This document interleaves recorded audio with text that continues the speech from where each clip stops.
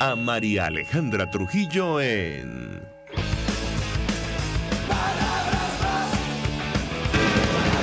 Usted escucha Palabras más, palabras menos.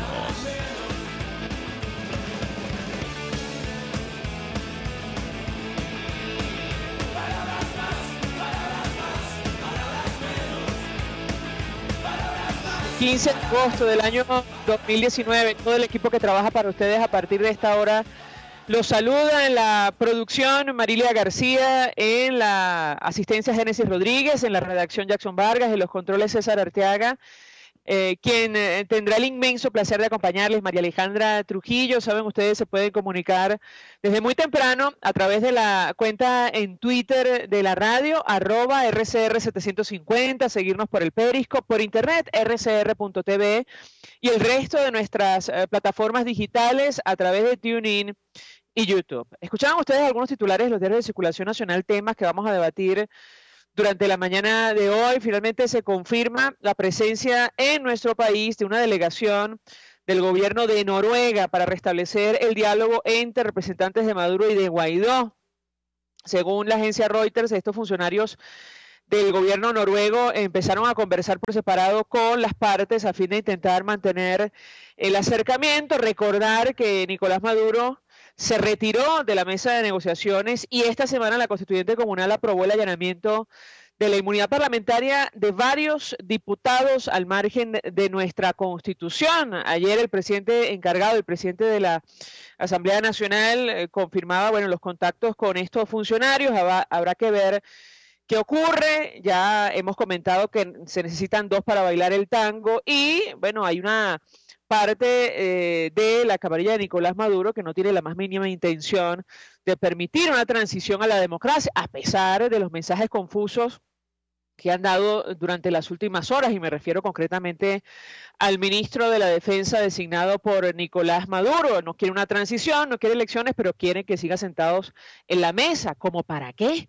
Bueno, es una inquietud que compartimos con ustedes. Lo cierto es que Maduro ayer señalaba, otra vez hablando de un plan de conspiración, al expresidente de Colombia, Álvaro Uribe, de dirigir un plan para quitarle la vida. Como es natural, esto generó reacción en el gobierno del país vecino. De hecho, el canciller Carlos Holmes Trujillo escribió en su cuenta en Twitter: gobierno de Colombia rechaza acusaciones delirantes y calumniosas al dictador Maduro contra 2 colombianos que han dedicado su vida a servirle a la democracia, el expresidente Álvaro Uribe Vélez y el embajador Pacho Santos, Francisco Pacho Santos, designado como representante diplomático de Colombia en los Estados Unidos. Lo cierto es que el telón de fondo de esta crisis, la situación económica, aparentemente no genera ninguna inquietud para el equipo que acompaña a Nicolás Maduro. Lejos de ofrecer alguna respuesta a lo que está pasando, la crisis se profundiza tanto que el tipo de cambio oficial, el dólar criminal, como lo calificó el propio Maduro, que publica el Banco Central de Venezuela, cerró ayer en 13.921,47 bolívares. Esto es decisión unilateral de ese equipo económico. Aquí no pueden culpar a nadie. Y han destruido el valor de nuestra moneda y con ello el valor del salario mínimo. Para que se haga una idea, ya hoy un trabajador en Venezuela recibe por salario mínimo menos de $3 mensuales. Siempre insistimos con esto: no por hora, no diarios, no semanales, mensuales. Debe ser el salario más bajo del planeta. Nos acompaña el diputado Ángel Alvarado, diputado de la Asamblea Nacional, es economista, forma parte de la Comisión de Finanzas, dirigente de Primero Justicia. Como siempre, gracias por atendernos. Muy buenos días.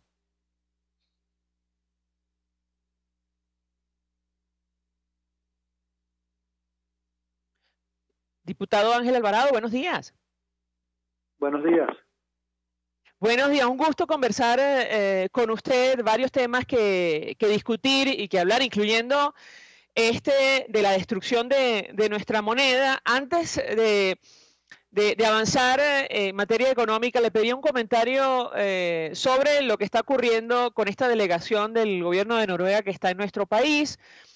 Comentábamos con los amigos oyentes esta frase, incluso esta canción de Ray Charles, que dice que se necesitan 2 para bailar el tango. It takes two to tango, y da la impresión que bueno, el equipo de Nicolás Maduro o parte de su camarilla no tiene la más mínima intención de negociar una transición a la democracia. ¿En qué términos pueden seguir estos diálogos promovidos por el gobierno de Noruega? ¿Qué puede comentarnos? Bueno, pareciera que a lo interno de esa coalición que usurpa el poder hay una gran división. De hecho, es sumamente que el Vladimir Padrino, pues Maduro que negocie, o que se siente en la mesa, porque el que se paró fue Nicolás Maduro. Entonces, bueno, eso también es increíble, o muestra la politización que se da en la Fuerza Armada, que se convierte prácticamente en un grupo político que ordena al grupo que usurpa el poder, y eso muestra o refleja la división que existe actualmente dentro de lo que usurpan el gobierno en Venezuela. Sin embargo, decíamos, diputado, que el propio Padrino López incurre en contradicciones porque él ciertamente dice que es muy alegre cuando, él se alegra cuando se sientan a discutir en Barbados, pero no va a haber transición ni elecciones en Venezuela. Entonces, ¿para discutir qué? Exactamente, entonces esas son las contradicciones, entonces no hay ningún incentivo para estar allí. Pero bueno, esas son las cosas que cuando no dices algo, dices mucho, y cuando dices algo, pues también estás diciendo otra cosa. Entonces allí yo creo que allí se refleja esas divisiones que hay allí en el propio gobierno, o mejor dicho, aquellos que usurpan el gobierno, y en definitiva, pues no, en lo que ocurre allí donde hay varios grupos que tratan pues de sobrevivir unos a costa de otros, y por eso esas contradicciones que tú estás refiriendo. Lo cierto es, diputado, que, y lo hemos comentado con varios de nuestros invitados, mientras no se resuelva la crisis política, no habrá solución a la crisis económica. Yo le pediría un comentario si fracasa esta iniciativa del gobierno de Noruega, ¿ante qué escenario estaríamos? Comentamos que el tipo de cambio ya roza los 14.000 bolívares por orden del equipo económico de Nicolás Maduro. Prácticamente han destruido el valor de nuestra moneda. Lo escuchamos. Sí, mira, lo que tú dices, ¿no? Desde hace ya unos cuantos años, y seguramente en tu programa yo he sostenido esta misma tesis, no es posible un cambio económico en Venezuela sin un cambio político. Y lo digo porque poco a poco han ido apareciendo grupos políticos y económicos en Venezuela que piensan que puede haber una transición económica o un cambio económico sin un cambio político. Es decir, pues no, esos grupos que piensan que bueno, que le quiten las sanciones al gobierno, que esto no es tan malo, que se puede ir a una elección, en definitiva, pues no, o sea, que puede haber una transición hacia lo económico, Maduro en el poder. Una especie de ir a un modelo chino en el cual pues la economía funciona bajo las reglas de mercado o cuasi mercado, pero tienes un régimen de partido único, de persecución de la disidencia, violación de derechos humanos, ausencia de libertad de expresión. Esos regímenes han sido posibles porque la comunidad internacional o el orden mundial así lo ha permitido. En el caso pues de Nixon Den y la reforma de Den luego Kissinger para la apertura de China hacia los mercados y la apertura de los mercados americanos, y luego también el Tratado de Paz con Vietnam. Ahora bien, el caso de Venezuela es distinto. Venezuela está insertada en el corazón del hemisferio occidental, que es un país históricamente asociado a los valores de la libertad y liberalismo. Y por eso pues la comunidad internacional no va a permitir un capitalismo autoritario en Venezuela. O sea, imagínate tú que Venezuela se queda otro capitalismo autoritario. Rusia, Rosneft produce 11 millones de barriles de petróleo. Bueno, con una PDVSA produciendo 11 millones de barriles de petróleo, Venezuela simplemente sería un capitalismo completamente político férreo. Y eso es lo que está evitando la comunidad internacional cuando denuncia la violación de derechos humanos del informe de Bachelet, donde está la reciente pues declaración de la ONU diciendo que reconoce a Venezuela sin atribuir responsabilidades todavía, y eso es algo en lo cual hay que avanzar. Pues tiene claramente no un país que ha sancionado a los corruptos o a los que han violado derechos humanos. Bueno, básicamente la comunidad consolide un régimen autoritario que, teniendo una debilidad económica, básicamente se haría aún más autoritario, bueno, al estilo Juan Vicente Gómez, ¿no? donde tenía una economía que funcionaba o que empezaba a funcionar, pero eso básicamente alimentaba un régimen de represión y eso era completamente... Los venezolanos queremos libertad plena, queremos libertades políticas, queremos libertad de expresión, queremos que se respeten los derechos humanos y además queremos libertades económicas. Lo que no podemos permitir es únicamente libertades económicas o la transición hacia un régimen económico que funcione a costa de entregar nuestras libertades políticas, nuestras libertades de expresión o el respeto a los derechos humanos. Diputado, ¿quién defiende esta tesis? Bueno, mira, yo no voy a dar nombres, ¿no? Porque no, digamos, estos grupos actúan un poco a la sombra y es difícil estar completamente, pero de esto no tengo dudas. Entonces, son grupos, son empresarios y también tienen sus grupos políticos que, bueno, poco a poco uno los ve por allí cada vez más mimetizados con el gobierno, que se llama oposición, pero en realidad lo que están buscando es consolidar una dictadura. O sea, son los mismos que están pidiendo, por ejemplo, que se active el programa de petróleo por alimentos. Bueno, no exactamente o directamente, pero todo forma parte de un entramado en la cual podría ser, pero no son los únicos. Creo que no son los primeros. Ni siquiera creo que son los que han tomado la iniciativa. Así que hay que estar atentos a ver cómo evoluciona todo esto. Pero bueno, lo que yo les... Hay que hablar de la tesis, porque es que eso no tiene ningún sentido. Porque no hay cambio económico sin cambio político. Y ese cambio político es un cambio político radical, es decir, no puede ser un cambio político en el cual, bueno, tú mantengas violadores de derechos humanos, tengas pues esquemas de corrupción que se mantengan, porque en definitiva, María Alejandra, todo el tema de las sanciones, no es que las sanciones se imponen, sino que son como una causa de un problema, son consecuencias de un problema. Entonces tú no puedes pensar, estos grupos que a veces dicen, bueno, es que vamos a levantar las sanciones, bueno, pero es que para levantar las sanciones, lo puede levantar el mismo que la cometió, cambiando su conducta.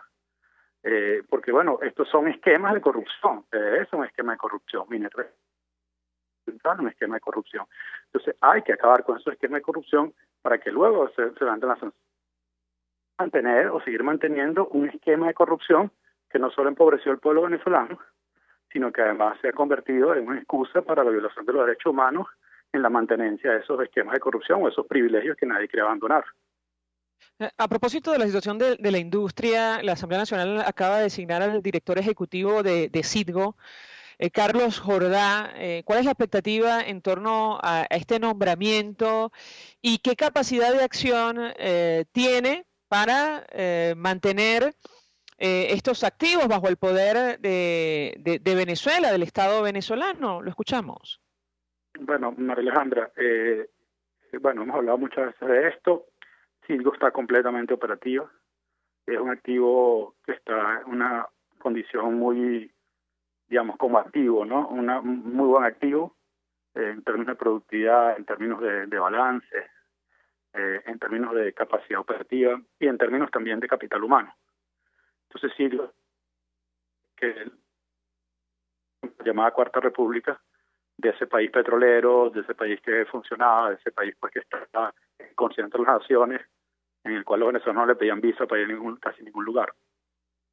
Entonces ese activo hay que preservarlo y ese activo está funcionando perfectamente, y lo cual pues lo que se está buscando allí es seguir dándole profesionalismo, meritocracia a ese activo que es de PDVSA Holding y buscar emular esos años dorados de PDVSA en los cuales las cosas funcionaban. Entonces, bueno, nuevamente ese nombramiento va en esa misma dirección de seguir protegiendo ese activo. Luego ese activo pues tiene múltiples, como bien sabemos, el tema Cristalex, el tema PDVSA 2020, el tema de Rosneft y por supuesto pues todos los acreedores de la República, por un lado los acreedores del bondholder, los tenedores de bonos, pues ¿no? Quieren cobrarse la deuda, y los juicios por arbitraje comercial, arbitraje por expropiaciones de, bueno, los miles de millones de dólares que se fueron expropiadas. Cristalex es solo la punta del iceberg. Cristalex está reclamando 1.5 dólares, pero cuando uno suma todos los juicios por arbitraje, estamos hablando que podrían llegar a 80.000 millones de dólares, y son juicios pues que van saliendo. Por ejemplo, Grisleña, ¿qué va a querer hacer? También va a querer cobrarse con Citgo cuando salga a su juicio, y así Owens Illinois, y así una gran cantidad de empresas que ExxonMobil, ConocoPhillips, etcétera, que van a tratar de cobrarse con esos activos. Entonces bueno, la situación es sumamente comprometida. Luego, pues está la protección de digamos, las sanciones, que son una coraza contra esa pretensión. Y bueno, allí necesitaría cualquiera de estos acreedores para tratar necesitaría pues un permiso del Tesoro, lo cual luce cada vez más complicado. Y de hecho eso lo dice la última sentencia de Cristalex. Ahora, lo que queda allí no completamente definido es cuál es el rol de los tenedores del bono 2020 respecto a su pretensión de quedarse con Citgo, porque eso sigue siendo algo que para algunos está un poco claro, para otros está más claro, de que ese activo está protegido. En cualquier caso, hay que estar preparado para todos los escenarios y procurar pues que el activo se mantenga en manos de la República. Bueno, de hecho, usted me corregirá si me equivoco, en octubre hay un vencimiento de $1.000 millones, ¿correcto? Así, $900 millones. Entonces, ¿y qué se ha pensado hacer con eso? Porque da la impresión, diputado, y lo hemos hablado en otras oportunidades, que nuestro país está contra el tiempo. Y hablo de los ciudadanos que tienen que tratar de sobrevivir en medio de la crisis en general frente a los acreedores, producto de las decisiones que ha tomado esta administración durante los últimos 20 años. ¿Qué han pensado hacer, al menos con relación a este tema, que es prácticamente en un mes y medio? Lo escuchamos. Sí, María Alejandra, muchas gracias por la pregunta, ¿no? Bueno, estas cosas siempre son delicadas. Se está trabajando hace mucho tiempo en todos estos escenarios. Y bueno, cualquier decisión que se tenga o información que se revele, pues puede ser información privilegiada, ¿no? Pero en cualquier caso, allí hay muchas opciones, o hay varias opciones, todas analizadas. Estamos en tiempo, o estamos en buen tiempo. Sin duda alguna, la orden ejecutiva de la semana pasada pues fue un espaldarazo de la Casa Blanca hacia la gestión de Guaidó, que es el único reconocido en los Estados Unidos, para un apalancamiento para esa negociación que se pueda dar. Una opción es que tú puedas agarrar esa deuda y convertirla en una deuda que se vence más adelante en mejores condiciones, cuando el país ya haya salido de esta situación, no solo política sino económica. Bueno, eso sería una posibilidad, pero bueno, de todas maneras todo eso son parte de las negociaciones que se van dando en este momento alrededor del activo. Eso en caso de que los acreedores estén de acuerdo, ¿correcto? Exactamente. En caso de que los acreedores estén de acuerdo, tú tendrías que hacer una oferta que sea, bueno, atractiva para lograr eso.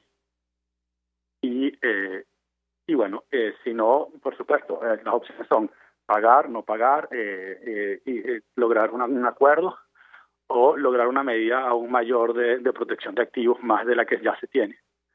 Pero bueno, todo eso, no todo depende de la administración de Guaidó, no todo depende de nosotros, y por eso hay que estar preparado a todos los escenarios y también a todos los movimientos de los actores. O sea, no solo el ambiente, el contexto jurídico en el cual se está moviendo, sino cualquier movimiento, si entre los actores, pues también determinará tus movimientos. Por eso es muy difícil en este momento decir cuál va a ser la ruta a seguir. Ahora, en esa estrategia están todas las opciones contempladas, todas las rutas de acción. Nuevamente, como asesor legal de todo, que es el maestro mundial de todos los tiempos en renegociación de deuda. Vemos que este hombre está trabajando pro bono como regalo al pueblo de Venezuela. Lee Buchheit es el más grande renegociador de deuda y eso de esta parte. Y bueno, y así como él, pues no, hay una gran cantidad de venezolanos sumamente capacitados, dedicados a esto, y por supuesto los mejores del mundo también en estos temas, asesorando al equipo del gobierno interino. Antes de hacer la pausa para la publicidad, le comentaba, diputado, que, bueno, estamos contra el tiempo. Hay ciudadanos que cada día tienen que sobrevivir en medio de esta crisis. Ya el equipo económico de Nicolás Maduro decidió destruir la moneda. Prácticamente han establecido una especie de esclavitud moderna. Y la inflación continúa subiendo tal cual, como ustedes lo revelaron recientemente en la Comisión de Finanzas. Le pediría un comentario en torno a este tema. Bueno, mira, tú destruyes la moneda y destruyes la nación. Eso lo decía en Alemania, en la hiperinflación alemana de los años 20, el verano del 23, perdón. Destruyes la moneda, destruyes la nación. Y destruyes la moneda cuando destruyes la economía y no te queda otra opción que destruir la finanza, digamos, el presupuesto nacional, el fisco nacional, a través de la impresión de dinero y a través de, bueno, todo lo que sabemos y que todos comentamos bien del colapso económico, las expropiaciones y todo lo demás. Entonces, allí, nuevamente, ¿no? El gobierno está completamente atrapado. La única manera de que pueda resolver el problema de la hiperinflación es yendo a un cambio político, un cambio radical del modelo político. De lo contrario, sería un proceso, además de sumamente lento, nada te aseguraría que resuelves el problema y además un costo tremendo como el que está viendo el pueblo venezolano. Y por eso, la economía se ha dolarizado. Por ejemplo, tú vas al estado Táchira y en el estado Táchira no se aceptan bolívares, simplemente no existe. Y si quieres pagar en dólares, te convierte en dólares a pesos. El cambio bolívar-dólar no existe porque simplemente el bolívar no se usa.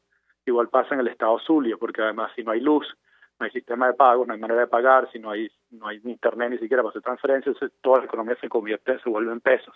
Y en el centro de Venezuela, pues evidentemente el dólar es una moneda que cada vez circula con mayor fuerza. Entonces, básicamente lo que se va anarquizando la economía, se va anarquizando el sistema de pago, y entonces se convierte en la ley de la selva.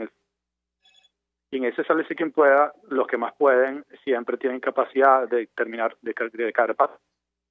No pueden, simplemente se convierte en, bueno, no le queda otra opción que la diáspora, que el exilio, o el exilio no, que irse del país, migrar del país, o vivir en una especie pues de hambruna y pobreza que genera esta emergencia humanitaria compleja. Entonces esto ha generado, María Alejandra, con este sistema dual de monedas, una economía que tiene dos realidades.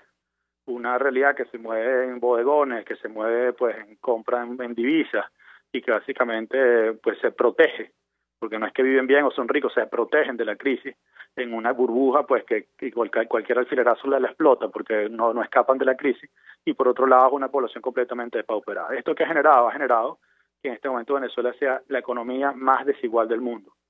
El índice de Gini, que mide la desigualdad de Venezuela, es 0,68. Puede llegar a ese índice 1, va de 0 a 1.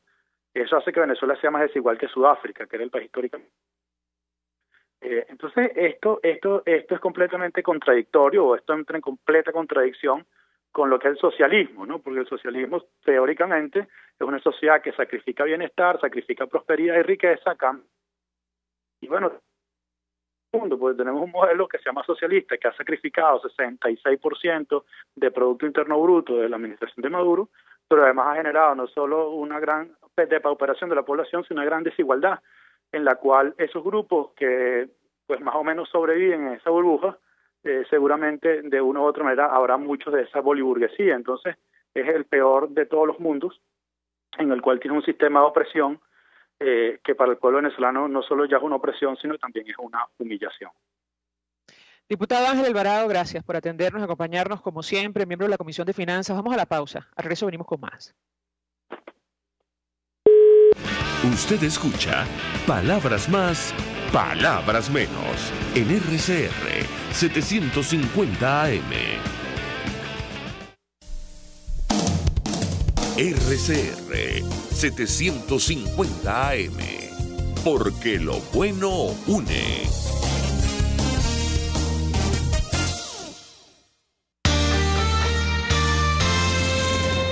Los temas de actualidad más relevantes son expuestos a la luz de La Linterna. Diego Bautista Urmanica le invita a formar parte de este ameno espacio de charla y análisis con una buena taza de café y al son de buena música.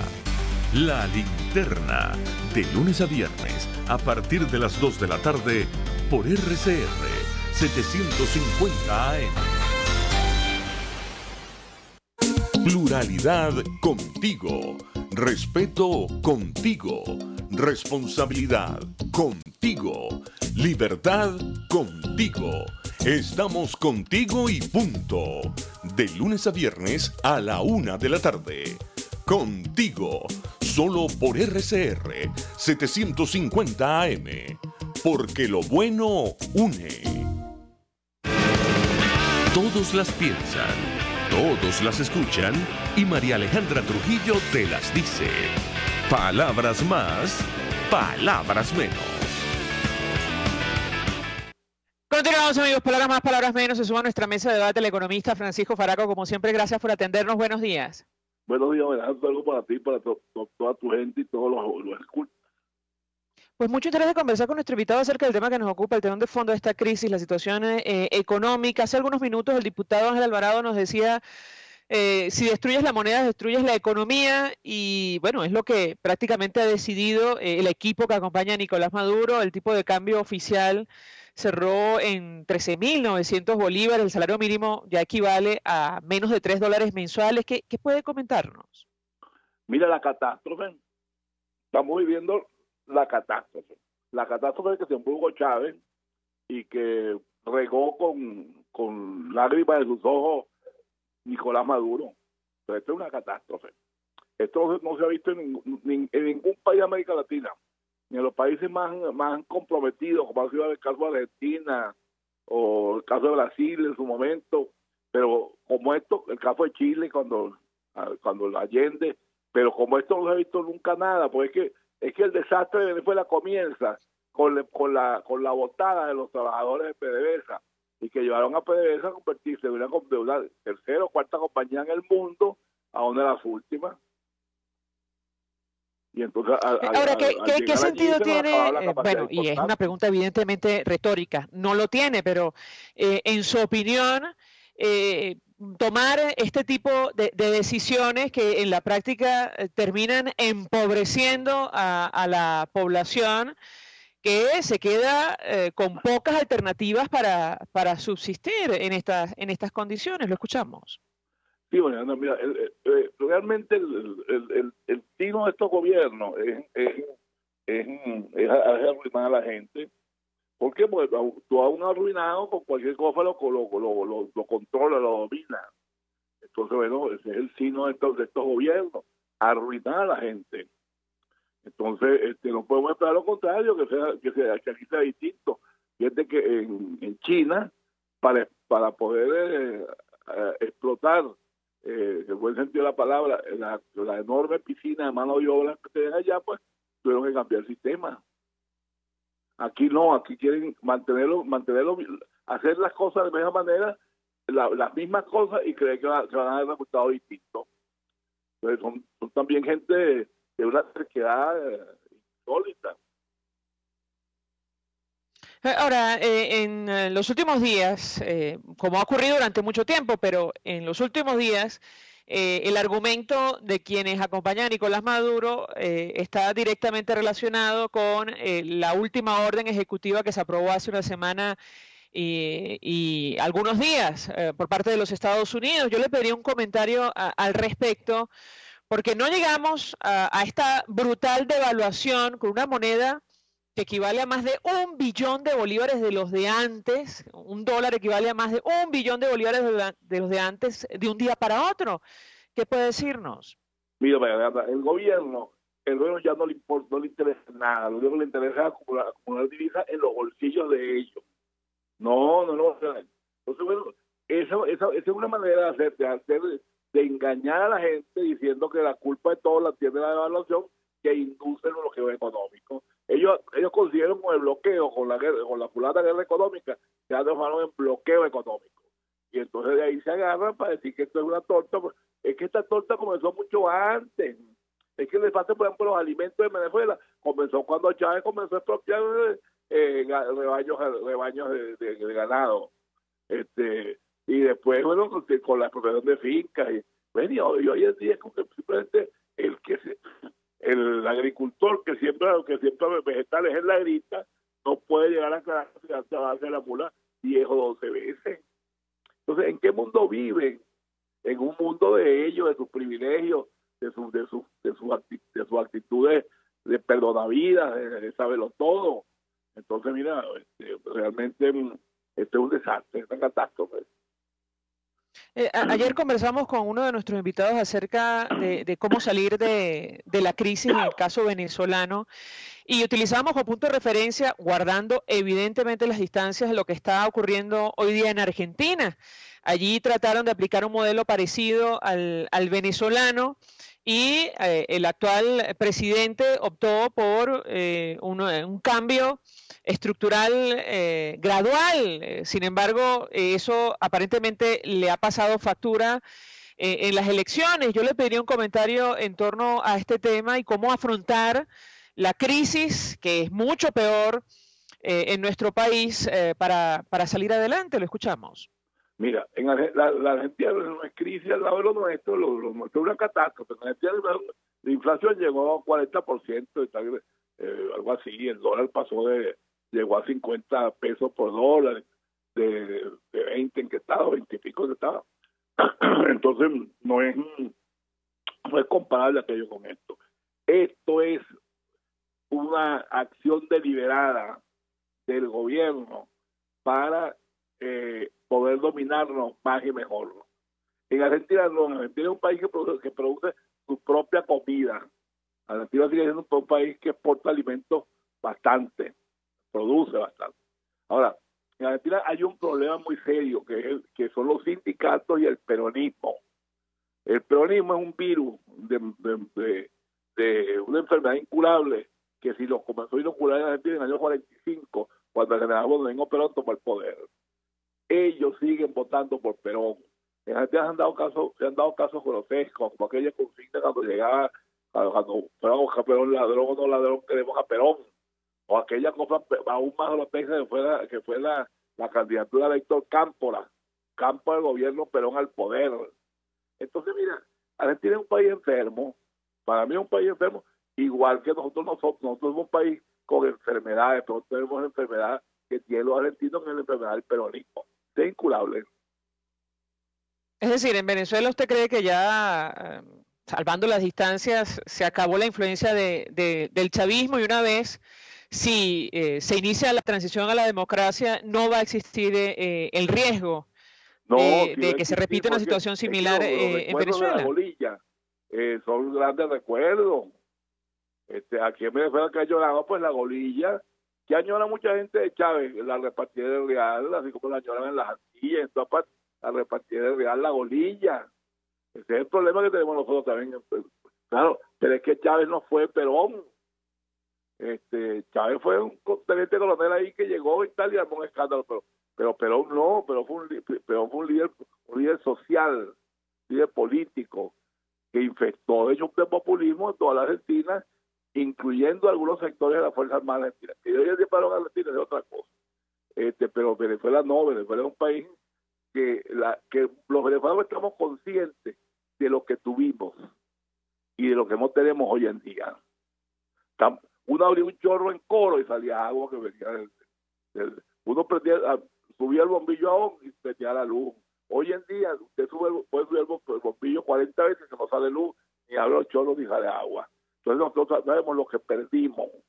Los argentinos no tienen conciencia de lo que han perdido todavía.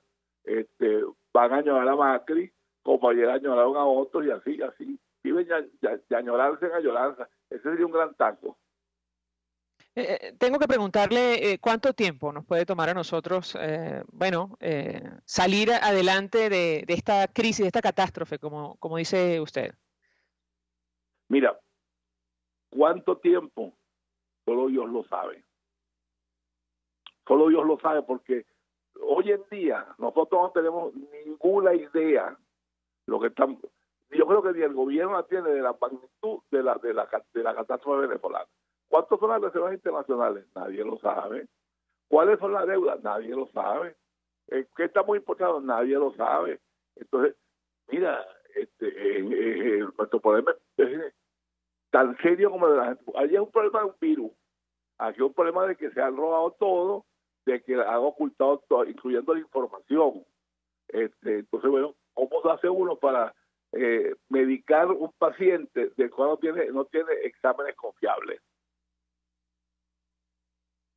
Entonces, ¿qué sentido tiene o cómo ve usted esta designación de una comisión, por ejemplo, para hacer frente a la reestructuración de la deuda externa en nuestro país? Mira, no la veo. La verdad es que yo veo que hay muchas decisiones que están tomando que pueden lucir muy bien, pero que no hacen nada, Pues, ¿cómo hace usted para que una comisión de reestructuración de la deuda externa funcione si usted no sabe cuánto es la deuda externa? No sabe a quién se le debe. Mira, y además de eso, bueno, sí, se vamos a reestructurar, pero los acreedores piden contrapartidas políticas de ajuste. ¿Cómo las vamos a tomar? ¿Quién las va a tomar? ¿Cuáles vamos a tomar? ¿Podemos nosotros cortar el financiamiento monetario del Banco Central? No podemos, porque entonces si hacemos eso, se desploma todo el aparato del Estado. Entonces, y así, pues entonces tenemos que comprender. Yo, por ejemplo, tengo esa concepción de que nosotros tenemos que llegar al gobierno a saber qué fue lo que pasó aquí. Es como quien llega a una fiesta que terminó y que fue una gran borrachera, a ver cuántos vasos quedaron, cuáles se quebraron, y así pues. No sabemos qué está pasando aquí, no lo sabemos. Quien diga que lo sabe, lo felicito. Ahora, yo le pregunto porque hay hechos concretos. Hace unos minutos conversábamos con uno de los diputados de la Comisión de Finanzas y en octubre hay un vencimiento de casi $1.000 millones que los acreedores van a tratar de cobrar. ¿Qué hacer frente a un escenario de esa naturaleza? En el caso concreto de Citgo. Mira, nosotros vamos a ver cuáles son los vencimientos de octubre en bono y cuáles son los vencimientos de octubre del año que viene en bono. Pero nosotros la deuda comercial no sabemos cuánto es ni a quién se le debe. La deuda bilateral no sabemos quiénes son y cuánto se le debe. Entonces, mira, realmente me parece muy encomiable lo que está haciendo la comisión, pero inútil, porque lo peor que van a pedir los acreedores es qué ajuste va a hacer usted en su economía para no repetir esta experiencia. Entonces, bueno, no hay ajuste que valga, no puede hacerlo, usted no sabe cuál es el estado real de la economía. Nosotros estamos viviendo, la inflación es el resultado de un enorme hueco fiscal, porque aquí usted ve a Maduro hablando, entonces 1 millón para acá, 10 millones para allá. ¿De dónde sale eso? Del Banco Central. Y al ser el Banco Central, el dinero claramente inflacionario lo dice cualquier texto de primer año de economía. La inflación monetaria es por la vía de que el Banco Central emite dinero sin respaldo. Entonces, mira, no hay manera, o sea, nosotros no podemos hacer ajustes sin tener claro cuál es la magnitud de lo que hay que ajustar, porque fue lo que determina el grado de peligrosidad de esos ajustes, el grado de cuidado hay que tener con esos ajustes, porque hay que hacerlo, eso es indefectible, eso es, seguir viendo en esta situación es horrible, pero tan horrible como eso es precipitarse con unos ajustes para que entonces te salga otro 27 de febrero. Francisco Faraco, gracias, como siempre, por atendernos y acompañarnos, economista, expresando opinión y análisis acerca del tema que nos ocupa la mañana de hoy. Vamos a la pausa. Al regreso venimos con más. Estás escuchando Palabras Más, Palabras Menos, por RCR 750 AM.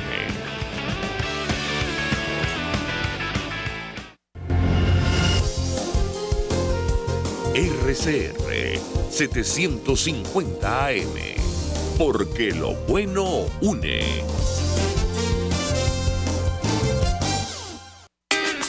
En la crisis se encuentran las oportunidades. Aquí en Sin Estrés se las mostramos con invitados especiales que nos regalan sus experiencias por una Venezuela mejor. Cada tarde, de lunes a viernes a las 3, desde el emprendimiento, la educación, la salud y el entretenimiento. Por nuestra calidad de vida se nos hace necesario tomar un respiro del agobio diario, dedicar unos minutos a la salud mental y emocional para vivir sin estrés. Sin Estrés, de lunes a viernes a las 3 de la tarde por RCR 750 AM y rcr.tv, la radio que se ve. Cuando hablamos de cifras, precios y balances, pensamos primero en nuestra situación económica. Pensamos en inflación, en escasez. Pero en RCR, Ligia Perdomo, Edesio Brito y Aurelio Concheso nos mostrarán cuál es la otra vía para tratar de mejorar nuestra calidad de vida sin golpear tanto el bolsillo.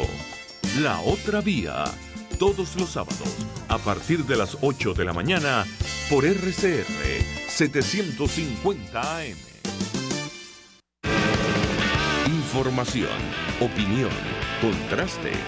María Alejandra Trujillo está en Palabras Más, Palabras Menos. Continuamos, amigos. Palabras más, palabras menos. La situación del sector alimentos en nuestro país, producto de las políticas que en su momento puso en práctica el expresidente Chávez y que ha profundizado Nicolás Maduro, que tiene que ver con las expropiaciones, el acoso y derribo contra el sector productivo en nuestro país. Para hablar acerca de este tema, saludamos en línea telefónica a Rodrigo Agudo, el especialista en planificación, conoce perfectamente este tema. Como siempre, gracias por atendernos. Buenos días. Poder conversar contigo y tu radio escucha. Pues mucho interés de conocer su opinión y análisis acerca del tema que nos ocupa. Ayer, durante una asamblea de FEDEAGRO, donde ratificaban en la presidencia Aquiles Hopkins, se daba cuenta de lo que está ocurriendo en nuestro país en materia de producción de alimentos. La situación en 2018 fue francamente delicada. Se produjeron aproximadamente 20-25% de los alimentos para cubrir las necesidades en nuestro país. El año 2019 lamentablemente será peor. ¿Qué podemos esperar? ¿Qué escenarios tenemos por delante en el corto y en el mediano plazo? Lo escuchamos. Bueno, mira, yo creo que casi sería redundante señalar, pero ciertamente Venezuela está viviendo una crisis nunca vista, y como en otras oportunidades lo hemos señalado, yo me atrevería a calificar que la situación que vive hoy Venezuela, este país en su época republicana no la había vivido, y cuando mucho pudiéramos hacer una analogía con lo que fue la Caracas en 1814 con la pérdida de la Segunda República. Sí, es una crisis además multidimensional. Tenemos una caída nunca vista en la producción agrícola nacional en términos de volumen de la producción. O sea, ayer se señalaba en la Asamblea de FEDEAGRO que de milagro se habrán sembrado aquí en esta cosecha del 2019, que en cierta manera significa el abastecimiento alimentario nacional para el año 2020, porque la cosecha de hoy nos la consumiríamos el año que viene, no llega al 20%, se sembraron 100.000 hectáreas cuando normalmente se siembran unas 800, 900.000 hectáreas, o sea que estamos hablando del 10, 15% de lo que es la siembra, pero esa es la siembra. La cosecha va a ser mucho más paupérrima porque no hay fertilizantes, no hay abono, por lo tanto esa siembra, que ya de por sí es la más baja en su historia, va a tener una productividad muy inferior al promedio que hemos vivido. O sea que en términos per cápita estamos, en términos de la oferta de producción nacional, estamos en lo más bajo que hemos visto en la historia, como decía, republicana de Venezuela, pero por otro lado, estamos viviendo una situación surrealista porque empieza a aparecer producto. O sea, usted consigue un poco de harina, pan, etcétera, y eso no quiere decir que la oferta está aumentando, sino que es que el nivel de acceso, o sea, la disponibilidad económica, la posibilidad que tiene la mayoría de la población de comprar alimentos, está muy por debajo de esa oferta que ya de por sí es la más baja que hemos estado viendo. No hay importaciones, la producción nacional es la más baja, pero el salario, el poder adquisitivo del venezolano, y lo decían en las últimas reseñas, lo señalaba ayer la doctora María Elena Herrera en términos de lo que puede ser la inseguridad alimentaria. Bueno, la inseguridad alimentaria está llegando a superar el 90% de la población. O sea, más del 90% de la población no tiene, primero no hay disponibilidad suficiente de productos, y lo poco que hay, más del 90% de la población no lo puede comprar por los precios que está.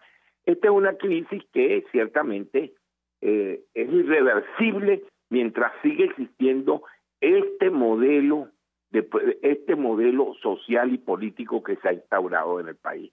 Lo más triste, lo más preocupante, y si pudiera utilizar la palabra, lo más indignante, es que usted tiene un gobierno que presenta como que si esto fuera pasajero. El mismo presidente ayer señalaba que se estaban activando los 11 motores y que íbamos a tener todo eso, y en eso tiene 5 años. 5 años diciendo que en 6 meses arreglamos esto y cada 6 meses estamos peor. Por lo tanto, muy bien lo dijo el presidente Guaidó ayer en el cierre, aquí no hay posibilidad de solucionar el problema de los venezolanos si no hay un cambio. Y para alegría de todos, nos anunció que ese cambio viene pronto. Ojalá. Yo le pregunto a Rodrigo Agudo sobre el sector productivo. Cuando habla de falta de insumos, incluye en la ecuación lo que está ocurriendo, por ejemplo, con el sistema eléctrico o la escasez de combustible. No, bueno, eso es indirecto. O sea, estoy hablando de insumos directos. No hay semillas, no hay fertilizantes, no hay abono. Pero también lo señalaba en estos días el presidente Fenaga. Lo único que queda de inventarios de alimentos en el país es la ganadería. Son los animales vivos que están ahí, que nos pueden producir leche, nos pueden producir un poco de carne, etcétera. Bueno, esa poca producción que tenemos ahí no llega a los mercados, porque entonces, como tú muy bien dices, si no hay electricidad, no puedo preservar en frío la leche. Entonces tengo que ponerme en la finca a cuajar queso y tratar de ver si lo saco semanalmente. Y entonces cuando saco ese queso no puede llegar más que a las zonas aledañas, porque entonces no hay gasolina para transportarlo. O sea, es una crisis brutal que estamos viendo, pero es que lo más indignante es la irresponsabilidad del gobierno. Un gobierno que además, como el avestruz, entierra la cabeza y no quiere ni siquiera reconocer lo que está padeciendo todos los venezolanos, por la sencilla razón de tratar de seguir manteniendo su pequeño privilegio y terminar de raspar una olla de un país que está quebrado.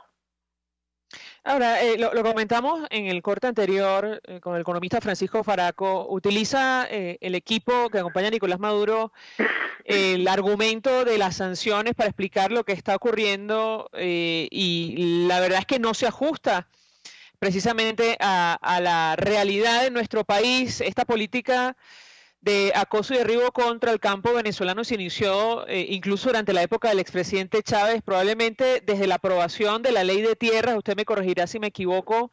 Quisiera su comentario al respecto.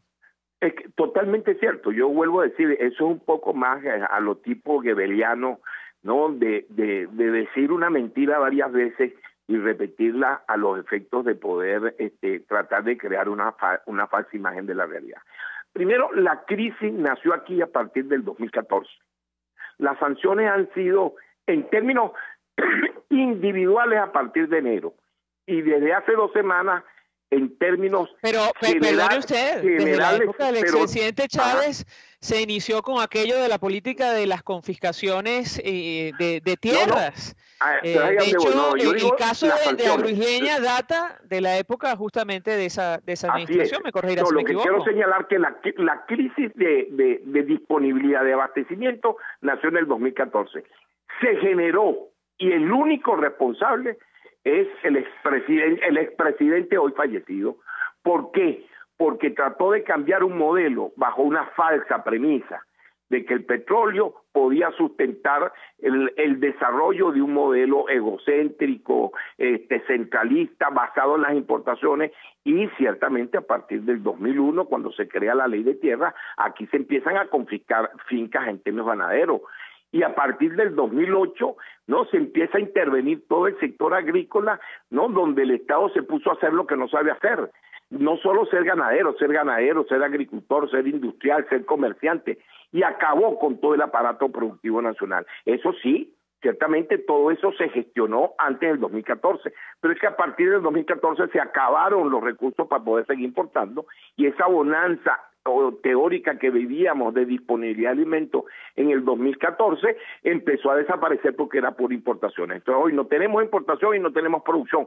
Por eso es que digo que la crisis es profunda y estructural, y la única manera de poder salir de esto es con un cambio de la orientación política y económica del país, porque este proceso nos ha hundido en la crisis más profunda de la historia republicana, como lo he señalado. Brevemente, Rodrigo Agudo, ¿cuál es el escenario que tenemos por delante en el corto y en el mediano plazo en materia de producción de alimentos? Bueno, es que lo que pudiéramos decir, y ayer se señalaba en la exposición del Plan País, bueno, es que si eso que estoy señalando son las noticias tristes y terribles que vivimos, lo positivo es que la agricultura y el sector agroalimentario es el que puede tener una respuesta muchísimo más rápido que los otros sectores de la economía, que el sector minero, que el sector petrolero, o en la restitución en parte de lo que puede ser otras actividades como el turismo. El sector agroalimentario puede responder inmediatamente. O sea, nosotros, este es un país que tiene potencialidad para poder pagar cualquier tipo de endeudamiento que se pueda hacer en el corto plazo mientras se reactiva. Y la agricultura, en términos de 2 o 3 años, puede empezar otra vez a estar en los niveles de abastecimiento que teníamos en términos de oferta nacional hace 5 o 6 años, y podemos en 7 años garantizar el 70% del abastecimiento con producción nacional y el otro 30% financiarlo con exportaciones que vienen del sector agrícola. Eso ningún otro sector de la economía puede tener una respuesta tan rápida. Y es una respuesta rápida para solucionar el principal problema que tienen hoy los venezolanos, que es el problema del abastecimiento alimentario, del hambre, de la desnutrición. Y eso está ahí porque sigue existiendo un compromiso de la gente del campo por trabajar, porque allí está, a pesar de todo eso que se ha vivido ayer en esa asamblea, se ratificaba el compromiso con el futuro de Venezuela. Rodrigo Agudo, gracias, como siempre, por atendernos y acompañarnos. Vamos a la pausa, a Rezo Más. Y por la consideración. Gracias. Escuchas a María Alejandra Trujillo en Palabras Más, Palabras Menos, por RCR 750 AM.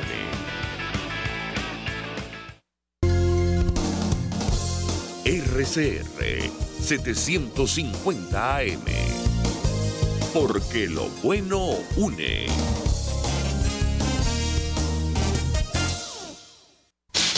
En RCR somos vanguardia. Toda la programación de tu RCR también la puedes seguir a través de la internet. Audio y video en tiempo real. Noticias y mucho más. No te pierdas ni un segundo de nuestra programación. No hay excusa ni cadena que valga para que dejes de escucharnos. Ingresa a rcr.tv, la radio que se ve. Moisés Naim en Efecto Naim. Hola, soy Moisés Naim desde Washington. Conéctese a rcr.tv. También nos puede seguir por @Efecto Naim en Twitter. Y estamos en Facebook y en Instagram. Y no olvide que puede disfrutar todos los contenidos del programa cuando usted quiera, suscribiéndose a nuestro canal de YouTube. Nos vemos en la radio. Los miércoles y viernes a las 7 de la noche.